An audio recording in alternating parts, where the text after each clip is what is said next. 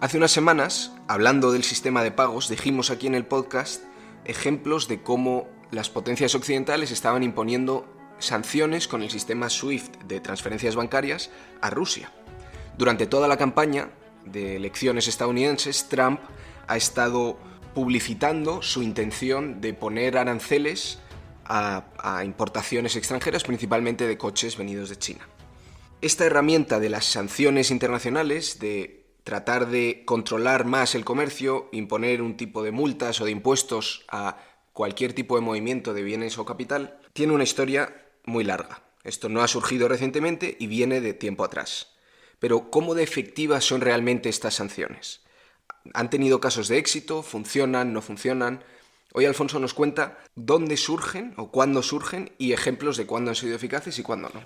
Pues efectivamente, Nico, las sanciones tienen una larguísima historia, surgen después de la Primera Guerra Mundial, ahora vamos a hablar un poco de los orígenes, y hoy en día parece que son casi un sustitutivo de la acción militar, ¿no? Estamos acostumbrados a que las sanciones económicas es algo a lo que recurren los países occidentales, en particular los Estados Unidos, la Unión Europea, pero también el Reino Unido, Japón, para castigar a países e individuos también cuando atentan contra la paz o contra el orden internacional, y como has dicho, pues podemos pensar en una serie de ejemplos que están actualmente en vigor, en particular las sanciones de la Unión Europea y de Estados Unidos a Rusia, tanto a distintas instituciones dentro de Rusia como a distintas personalidades del régimen de Vladimir Putin en respuesta a la guerra de Ucrania. Vamos a ver si verdaderamente están teniendo efecto estas sanciones y, sobre todo, cuál es el efecto que pueden tener a largo plazo, porque, como digo, son un sustitutivo de la acción militar al que muchas veces los estados recurren cuando no quieren o no son capaces de llevar a cabo un enfrentamiento bélico directo con tropas en el terreno, pero aún así los efectos de imponer un paquete de sanciones tan extremo como los que se están imponiendo actualmente no distan mucho de los efectos económicos que pudiera tener una guerra. Y muchas veces las sanciones, aunque estén dirigidas a un sujeto concreto, acaban siendo un tiro en el pie, ¿no? Acaban teniendo unos efectos y unas consecuencias no deseadas que tienden a tener efectos desestabilizadores mucho mayores, y también lo vamos a ver. Yo recuerdo que cuando se estaba debatiendo a nivel europeo qué sanciones poner y en qué calendario, había mucho debate respecto a esto, de cómo de rápido imponemos sanciones y qué sanciones, porque puede resultar contraproducente para los propios estados que las imponen. Totalmente, y de hecho hay una larguísima historia trágica de sanciones que se imponen con un fin y que acaban teniendo efectos devastadores. Yo creo que de las más famosas es las sanciones impuestas por las Naciones Unidas sobre el régimen de Saddam Hussein en Irak en los años 90, que se pusieron las sanciones para intentar derribar al régimen, y lo que acabó provocando fue una hambruna de civiles en Irak. Pero vamos a ver toda esa historia. Has dicho que empezaban finales del 19, principios del 20. ¿Con qué países empieza y por qué puede empezar en el momento que empieza? Pues mira, las sanciones empiezan alrededor de la Primera Guerra Mundial y sobre todo después de la Primera Guerra Mundial. En esto os recomiendo que leáis un libro que se llama The Economic Weapon de Nicholas Mulder, que cuenta básicamente lo que vamos a contar aquí. Yo es un libro que he leído para preparar este podcast, que es la historia de las sanciones a principios del siglo XX. El arma económica, así es como se llama el libro, pero hace referencia a cómo los propios aliados durante la Primera Guerra Mundial empezaban a llamar a una suerte de política económica y de política exterior que iban a llevar en contra de los imperios centrales en la Primera Guerra Mundial. Vamos a recordar muy rápidamente el tablero a principios de la Primera Guerra Mundial, que tenemos las potencias o los imperios centrales, que son Alemania, Austria-Hungría y Turquía, contra básicamente todo el resto del mundo que tienen alrededor, contra Rusia, que no era Unión Soviética todavía, contra Gran Bretaña, Francia y Estados Unidos, que entra un poco más tarde. El caso exactamente que es así, en un momento en el que la guerra en Europa está muy estancada, con la famosa guerra de trincheras, los aliados empiezan a buscar otras formas de tratar de medrar en la contienda y de poder hacer daño a los imperios centrales. Y entonces se empieza a llevar a cabo un bloqueo comercial de las potencias centrales. El bloqueo fue muy importante para la institucionalización de la política comercial, es decir, pasas de ser una forma de guerra moderna, ¿no? En el que ya los gobiernos, las administraciones de las potencias aliadas empiezan a tener que contar cuánto comercio hay en el mundo, cómo de grande es este comercio, por qué rutas pasa, el tonelaje que transfiere, dónde están las reservas de dinero de una moneda, dónde están las reservas de dinero de otra, qué país tiene distintos accesos al mercado internacional. Es decir, todo esto que podríamos llamar hoy en día la gobernanza global económica surge en la Primera Guerra Mundial por una necesidad de los aliados de comprender muy bien el escenario del comercio internacional a fin de poder atacarlo. porque si veis el mapa, los imperios centrales verdaderamente tienen una posición central en Europa. Están rodeados por las potencias que hemos dicho, incluido Italia, que se me ha pasado antes. Están completamente rodeados y necesitan de materias primas que no tienen internamente. Pero no es solamente que estén rodeados geográficamente, porque el bloqueo es un instrumento económico que se ha utilizado mucho en la historia, pero en la Primera Guerra Mundial tiene una particularidad, que es que el mundo de la Primera Guerra Mundial ya está globalizado. En ese momento no es un mundo tan distinto del nuestro. Hablamos nosotros mucho de la globalización, pero a principios del siglo XX ya se había dado una globalización que empieza después de 1870, es decir, a partir de todo ese finales del XIX, principios del XX, se ponen líneas telegráficas alrededor del mundo, ferrocarriles, hay una segunda revolución industrial, los países se vuelven interdependientes los unos de los otros y la exportación y la importación de bienes alcanza niveles totalmente que nunca se habían visto en la historia económica mundial, ¿no? Entonces no solamente que los imperios centrales, efectivamente como dices, estén como bloqueados dentro de Europa o bloqueados dentro del territorio europeo, sino que dependen no solo de los países aliados, sino de países alrededor del mundo cuyas vías de comercio hacia Europa son las que los aliados van a intentar poner un coto, ¿no? Es que me parece interesante eso que dices, de que el bloqueo ya había pasado anteriormente, y un ejemplo que se me ha ocurrido cuando has sacado el tema es con Napoleón, que estaba obsesionado en no estar rodeado por Gran Bretaña. Exactamente, y de hecho Napoleón empieza, muchas veces la historia de las sanciones las podemos empezar con el sistema continental de Napoleón, que lo que intentaba era cerrar el continente, un embargo continental para evitar que Inglaterra, que era su principal enemigo, pudiera seguir comerciando con el continente. Pero ya decimos que este sistema del bloqueo de la Primera Guerra Mundial es totalmente distinto a los anteriores porque es el primer bloqueo a una economía totalmente globalizada. Vale, ese es el punto que quería remarcar. Y entonces, de manera efectiva, ¿cómo afecta el bloqueo o estas sanciones de nuevo tipo a la Primera Guerra Mundial? Bueno, pues el bloqueo verdaderamente es gran parte de la victoria de la Primera Guerra Mundial. La Primera Guerra Mundial no se gana en las trincheras yo creo que es donde se estaba perdiendo, y el bloqueo económico, la guerra económica de los aliados contra los imperios centrales es lo que verdaderamente los acaba debilitando tantísimo. Ya hay un momento en la Primera Guerra Mundial donde hay bastantes teóricos, sobre todo dentro de la esfera anglosajona, que empiezan a ver que un bloqueo como el que los aliados han impuesto a los imperios centrales abre una nueva forma de guerra económica que podría ser, dicen, el fin de las guerras futuras. Esto lo dice un periodista económico bastante importante en el Reino Unido que se llama Norman Angell, en el Reino Unido y América, porque era angloamericano, tenía las dos nacionalidades, pero que se empezaba a preguntar qué podría suceder en las relaciones internacionales a futuro si los países amenazaran con un bloqueo tan duro como el de la Primera Guerra Mundial a cualquiera que tratara de revertir el orden internacional. Por un lado dice que sería muy beneficioso porque frenaría cualquier tipo de conflicto armado antes de que sucediera, sometiendo a la presión de un futuro bloqueo. Pero por otro lado dice que también haría que hubiera países sometidos al terror de que otros utilizaran el arma económica contra ellos. Su predicción, de hecho, no iba mal encaminada en el decir que un bloqueo económico como el de la Primera Guerra Mundial podría cambiar las relaciones internacionales, porque después de la Primera Guerra Mundial, la primera organización de gobierno global que aparece, que es la Sociedad de Naciones, va a tener esta idea del bloqueo ya llamado sanción económica, es decir, la política militar, la política bélica del bloqueo de los aliados se traduce en el nombre sanción económica, por el que lo conocemos hoy, y lo va a tener como su principal instrumento de coerción, su principal instrumento preventivo para tratar de mantener el orden internacional nacido después de la Primera Guerra Mundial. De hecho, la Sociedad de Naciones, en su artículo 16, es la primera mención de este arma económica que van a tener los países de la sociedad y la sociedad como tal para tratar de acabar con la agresión que puedan hacer terceros estados. Y esta Sociedad de Naciones, yo tenía en mente que no había funcionado del todo. Efectivamente, siempre pensamos que es un fracaso, que la Sociedad de Naciones nunca pudo hacer nada, porque como los Estados Unidos, que habían sido uno de los países que más interés habían tenido en crearla, finalmente no se adhirieron a la sociedad, pues parece que siempre fue un fracaso, ¿no? Y cuando pensamos en la Sociedad de Naciones, decían muchos en su momento, ¿no? Que era un tigre sin dientes, ¿no? Una especie de organismo internacional que no podía verdaderamente tener un poder fáctico. Pero el caso es que, como argumenta Nicholas Mulder, este historiador, en este libro, The Economic Weapon, con bastante acierto, la Sociedad de Naciones sí tuvo bastantes éxitos al principio, al momento de imponer sanciones económicas, es decir, cuando empieza a utilizar las sanciones como método para la prevención de una guerra. ¿Y fueron verdaderamente efectivas en ese momento? Pues sí que fueron efectivas, porque claro, las sanciones estamos, para que nos situamos en la historia, en 1920, es decir, la Guerra Mundial ha terminado hace 2 años. Europa está en una situación de posguerra durísima, hay una convulsión política por todo el continente, por todo el mundo, podríamos decir, y entonces está muy reciente el sentimiento de lo que había sido el bloqueo de los aliados, en particular. En Europa Central, el bloqueo de los aliados había sido terrible, había causado la muerte de 300.000 civiles por hambruna, por enfermedad, porque no llegaban los medicamentos, porque no llegaba la comida. En la zona de Oriente Medio del Imperio Otomano habían ascendido a 500.000 las víctimas de la política del bloqueo de los aliados. Es decir, las sanciones se veían como la sucesión, la herencia de esa política de bloqueo que había causado tantísimo daño.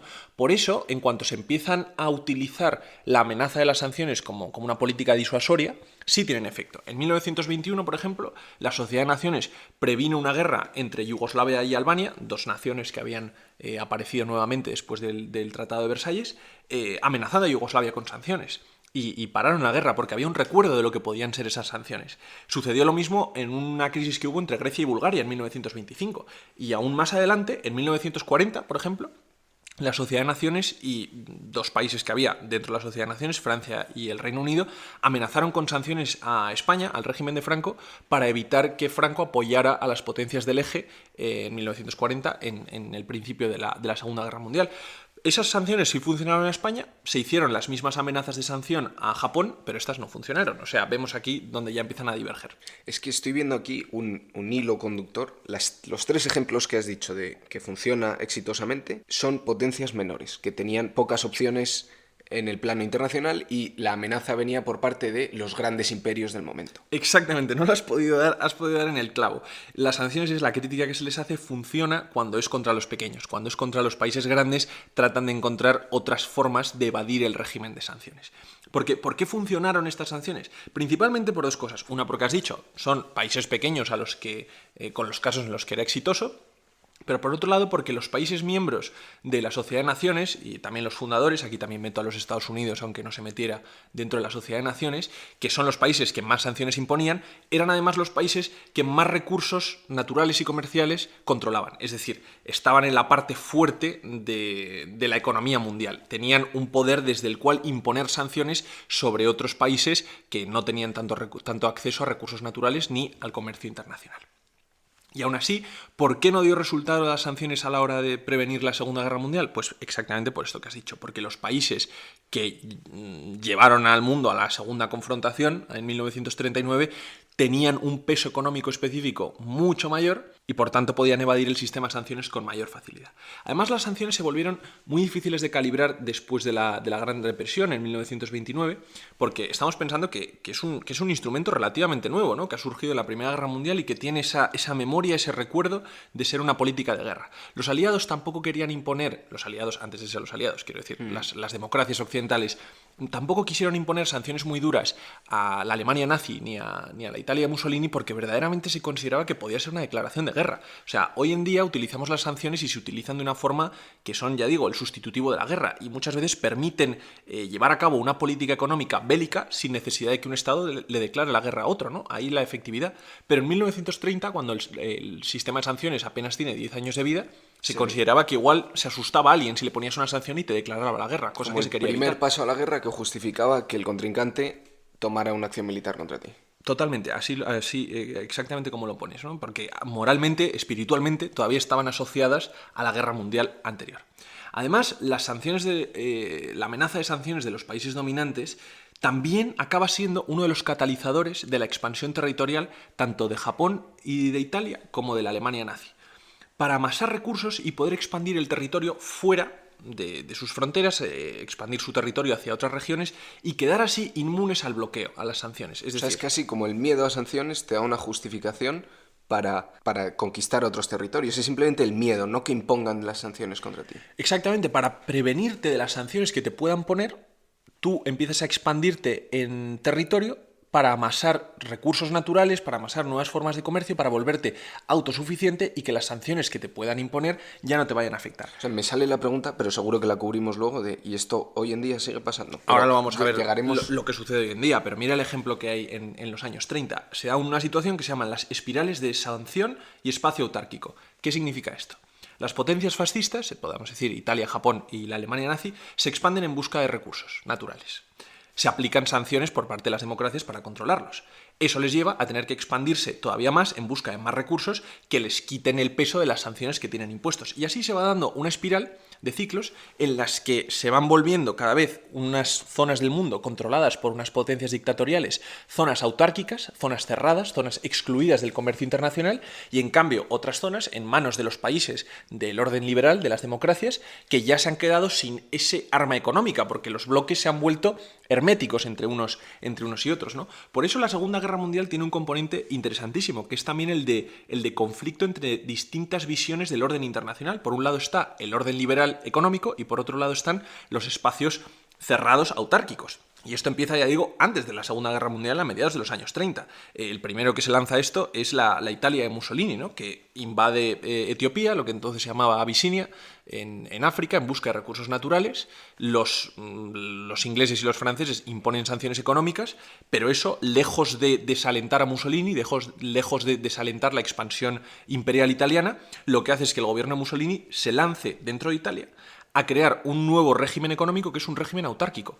Ese régimen autárquico es el que copian los japoneses en 1936 antes de lanzarse a la conquista de China, porque sabían que les iban a imponer sanciones los países occidentales. Entonces ves cómo se va dando esa doble espiral, ¿no? Hitler hace lo mismo. En 1936, basándose en el ejemplo japonés y en el ejemplo italiano, pone el primer plan de 4 años, donde establece planes de autarquía, en los que dice que Alemania tiene que ser autosuficiente en energía y en comida. Y eso es la preparación de la expansión territorial del Tercer Reich, sabiendo que iban a entrar los occidentales con sanciones. Entonces, la expansión nazi también está motivada por ese miedo de las sanciones y por ese protegerse contra las sanciones. Estamos viendo un ejemplo claro de donde las sanciones, incluso sin ser aplicadas, ya empiezan a ser contraproducentes. Totalmente contraproducentes, y por ejemplo en el caso de Japón es muy interesante porque Japón antes de la Segunda Guerra Mundial había un equilibrio muy delicado entre los militaristas dentro del gobierno y los civiles, es decir, los que querían llevar a cabo una política un poco más sosegada, un poco más de prudencia con los aliados, y en cambio los sectores militares dentro de Japón que querían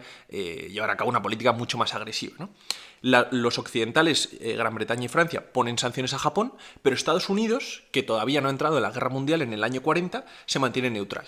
Hasta precisamente el año 40, cuando ya Estados Unidos empieza a imponer sanciones sobre todo de crudo, de petróleo a Japón. Y entonces esas sanciones, lejos de desalentar a Japón, lo que hacen es dejar totalmente orillados al sector civil del gobierno japonés, y en cambio dan alas a los militaristas, que dicen, estos están viniendo por nosotros, y es o nosotros o ellos, y eso es lo que lleva al ataque de Pearl Harbor en 1941. Es decir, ahí vemos que el ejemplo de sanciones orilla a los elementos más prudentes de un gobierno y da alas a los militaristas. Ahí, si queréis seguir con esa historia, tenemos un episodio de Midway que comenta un poco el comienzo de estas sanciones y cómo lleva a esta gran batalla. Totalmente, un gran episodio de que hiciste autopublicidad. Tú. Ese gran episodio lo hiciste tú, pero no fue mayo histórico, fue hace ya bastante tiempo. Fue hace bastante. Pero bueno, le dais para abajo en Spotify y lo encontráis porque es un gran episodio de la Guerra del Pacífico, que Nico es un gran conocedor de la Guerra del Pacífico. Del Pacífico, y también me interesa mucho el resto de la Segunda Guerra Mundial, que tiene tantos escenarios y os recomiendo mucho leer sobre ellos. Bueno, y todos los escenarios bélicos de la Guerra Fría también los dominas tú mucho. Bueno. Nico es nuestro experto en historia bélica en ese término. Entonces, Alfonso, esto es algo que fue contraproducente en su momento, pero que seguimos viendo hoy en día. Vuelvo a poner el ejemplo con la discusión de las sanciones a Rusia. ¿Por qué sigue esto activo hoy en día? ¿Es efectivo? ¿Se está viendo de otra manera?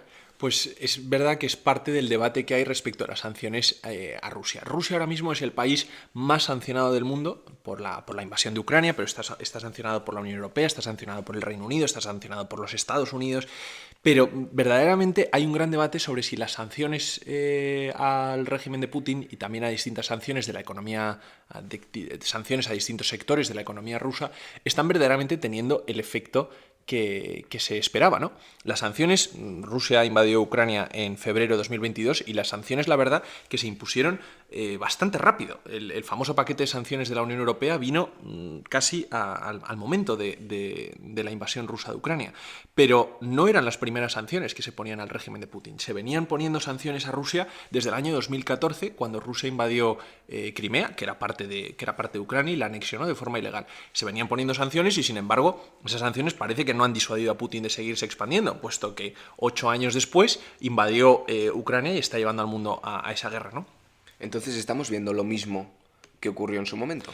Yo no querría hacer la analogía de forma directa, porque es verdad que las sanciones están afectando a distintas partes de la economía rusa con bastante fuerza, pero también, efectivamente, como dices, están teniendo un efecto contraproducente. Yo creo que los famosos paquetes de sanciones de la Unión Europea, que aquí los celebrábamos mucho y veíamos que era como un gran instrumento, yo creo que dicen más de la capacidad de la Unión Europea de reaccionar frente a una amenaza, de decir, es cuando hay una amenaza fuerte a las puertas del continente, los 27 sí se pudieron poner de acuerdo en pasar estas sanciones, aprobarlas de forma bastante rápida y bastante efectiva. Creo que dice más de eso que de la verdadera eficacia de las sanciones como arma bélica. Al final, volvemos al ejemplo de los años 30, ¿no? Al final, el Imperio francés y el Imperio británico en los años 30 controlaban gran parte de los recursos naturales del planeta, eran básicamente la fuerza económica, los países que agredían el orden internacional estaban, podríamos decir, en la parte más débil de la economía mundial y, sin embargo, las sanciones no dejaron de disuadir la acción de estos países, ¿no? Esto me parece un punto interesante que mencionas sobre la efectividad o lo que dice de los que las imponen. Lo que dice la Unión Europea es que nos hemos puesto de acuerdo, pero la efectividad es verdad que puede ser más discutida. He leído yo artículos de cómo exportaciones que se han tratado de prohibir o importaciones en Europa que se han prohibido que vengan de Rusia, siguen viniendo, pero por otro camino, cambiando la procedencia o teniendo un intermediario. Sí, totalmente. Eso sucede porque las sanciones puestas a Rusia, claro, son muy amplias, ¿no? Yo creo que las sanciones más efectivas están siendo contra los activos financieros de Rusia, es decir, se congelaron activos financieros rusos en bancos occidentales, se sacó a bastantes bancos rusos, no a todos, del sistema SWIFT de transferencias, que lo hablábamos hace unas semanas, los activos del Banco Central ruso, es decir, las reservas de moneda extranjera que hay en el Banco Central ruso quedaron congelados para que Putin, que había estado, podríamos así decirlo, haciendo hucha para cuando llegara el momento del invierno, pues no pudiera usar esos activos. Esos sí están siendo eficaces, pero lo que dices, la exportación de petróleo ruso continúa. Y de gas natural. Y de gas natural. El gas natural, sobre todo, por ejemplo, es una sanción que en la Unión Europea no se ha impuesto. La Unión Europea ha impuesto sanciones parciales al crudo y a los derivados del crudo, del petróleo, pero no ha puesto sanciones al gas natural licuado, del que de hecho nos hemos vuelto dependientes por las propias sanciones que hemos impuesto nosotros. Es decir, si hemos impuesto sanciones al petróleo y al carbón, nos volvemos más dependientes del gas natural licuado, que es el que estamos importando, pero muy por encima de lo que hacíamos hace unos años. Esto en España, recuerdo haber leído que hemos subido el nivel de importaciones. Bueno, España es el principal importador de gas ruso en la Unión Europea. Y Rusia es nuestro principal proveedor de gas natural después de Argelia, el segundo, pero muy por encima de lo que importamos de los Estados Unidos, ¿no? Y además hay otra forma de subvertir el régimen de sanciones, que es que si vemos el ejemplo de los años 30, los alemanes, los italianos y los japoneses se expandían en territorio imperial, construían imperios para tratar de subvertir el régimen de sanciones o de escaparlo. Hoy en día ese imperio ruso, entre comillas, ya no es territorial, pero sí tiene influencia económica en otras zonas del mundo, en particular en el sur global. Los países emergentes, los países en vías de desarrollo, son los que están comprándole materias primas a Rusia y son las que están salvando a Rusia los efectos devastadores que podrían tener las sanciones. Es decir, Rusia está evitando el sistema de sanciones occidentales buscando nuevos socios, nuevos compradores en otras latitudes. En esto particularmente tiene mucha influencia China, porque China, que ya tiene un imperio informal en África, un imperio económico, es el que abre las puertas de ese sur global a las materias primas de Rusia, ¿no?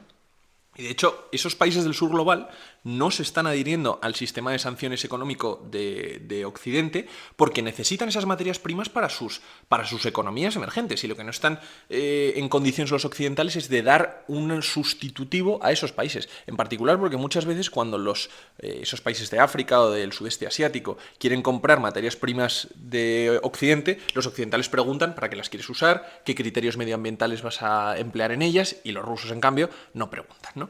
Entonces, Putin verdaderamente está evitando el sistema de sanciones a sus materias primas buscando otros compradores.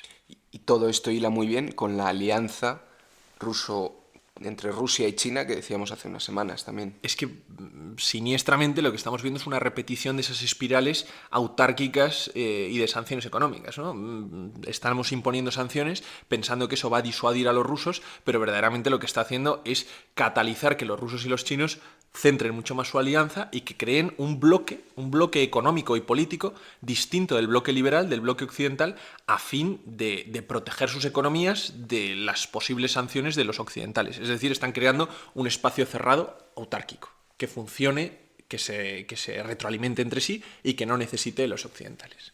Pues esta espiral que comentas tiene el peligro de llevarnos a una posible repetición de la historia pasada. Esperemos que no ocurra. Veremos hacia dónde va. Tengo la sensación de que siempre acabamos de esta manera, Alfonso, pero es lo que tiene tratar estos temas más de actualidad desde este punto de vista. Es que la historia tiene muchos ecos, desde luego, y resuenan en el presente. En todo caso, no os olvidéis de este libro, The Economic Weapon, de Nicholas Muller, lo vamos a poner también en la descripción. Te veo la semana que viene, Nico. Con un tema nuevo.